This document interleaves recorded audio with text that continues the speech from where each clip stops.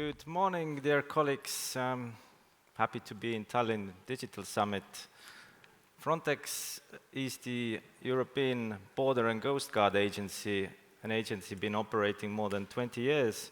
We have currently around 3,000 officers in the field supporting member states, European member states in their different operations. We have around 1,500 staff members in Warsaw, working with the intelligence products, with the situational awareness concerning the border management, coordinating the return operations, and also dealing with the travel flow management. So today's topic is about secure borders, but with a particular focus. If we speak about travel, if we speak about border management, the first thing that comes into mind is irregular migration. And that's certainly something where Frontex is dedicating a lot of resources. It's more than 50% of our daily business, but it's not all. And it's not all for all the border agencies as well.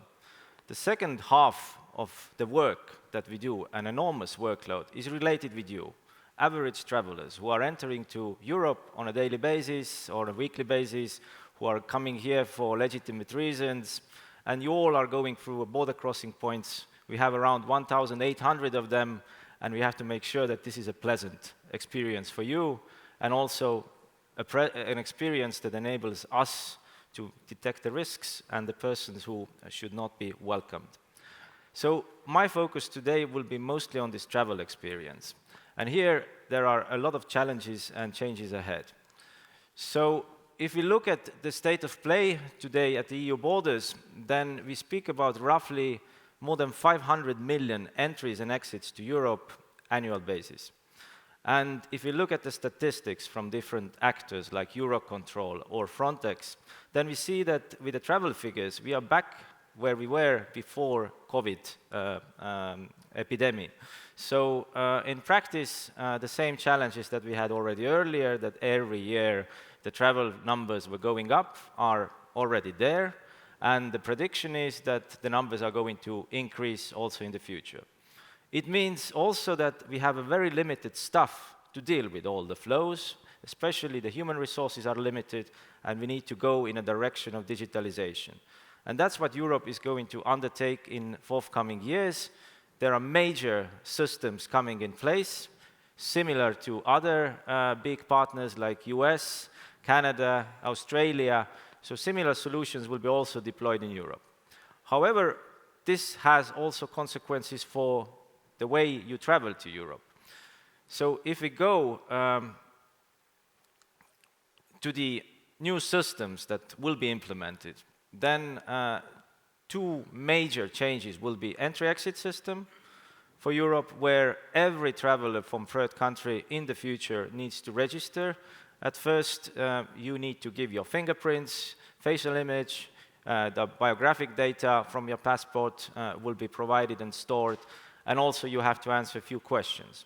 Certainly, this will have an impact to the way our border officers are going to work at the border crossing points and in major hubs like Schiphol, Charles de Gaulle, Eurotunnel, and many other entry points to Europe. You will face a significant pressure for the infrastructure to cope with this challenge.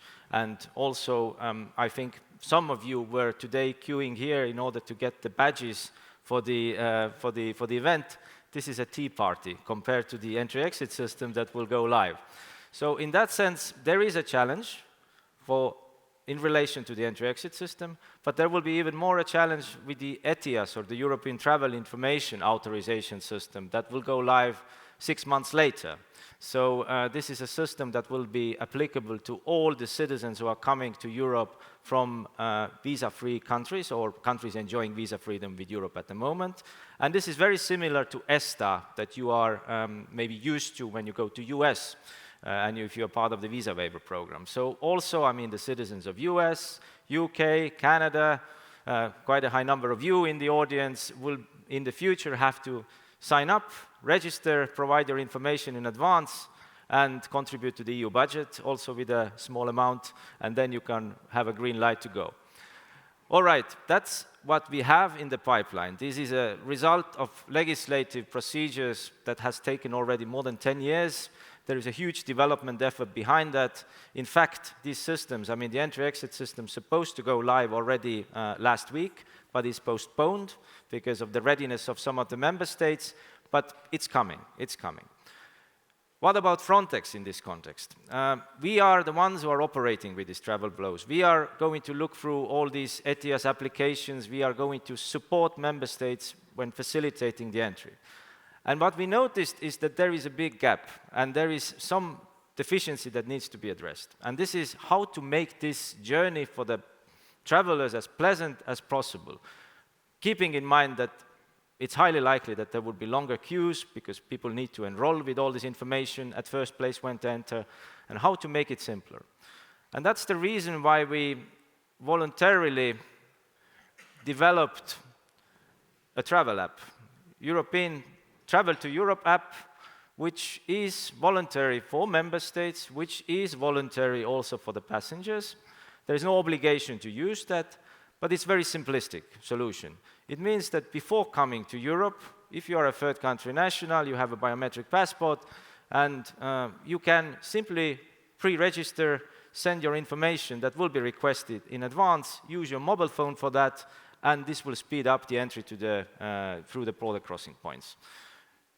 Nothing really a rocket science, but simply a helpful tool that we would like to put in place in parallel to these big systems, at least to somehow make this journey for all of you a bit more pleasant, and all this digital transformation in Europe a bit more simplified as well.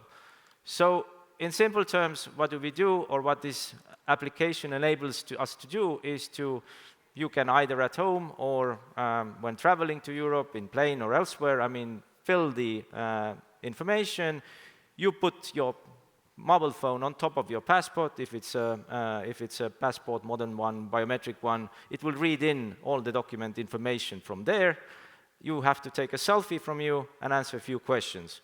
And off you send it before the departure, and then by the time when you arrive to the border crossing point, all this information will be already at the disposal of the border agency, and this will speed up your entry to Europe.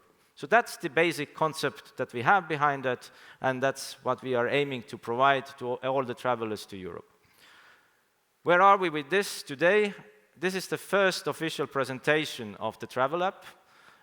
We were planning to go live with this last week in Arlanda Airport. The app is ready, pen tested. I see the cyber SARS here in front row. So it's operational, and it's also scalable.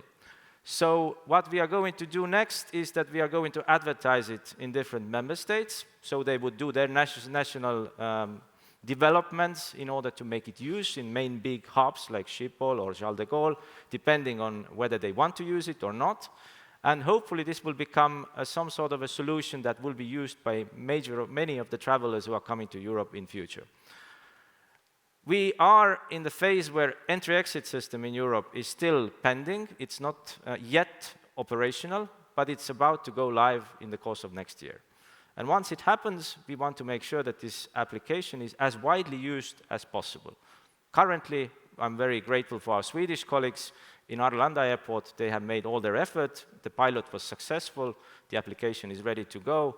But now we have to see how we can implement it in the rest of the different border crossing points and travel hubs. And here is a little short presentation of it as well.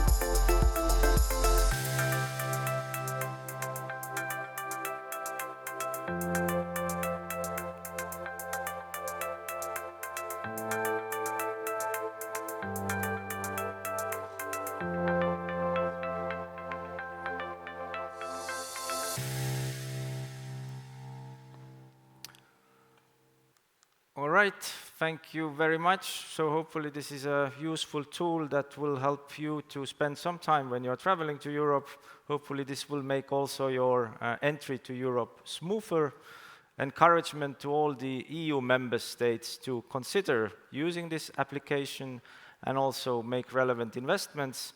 And for all the travelers to Europe from third countries in forthcoming years, just a little patience recommendation, because this is something which is unnecessary what we are doing at the external borders at the moment, but this will pave a way for the further digitalization in the future and hopefully more secure Europe as well.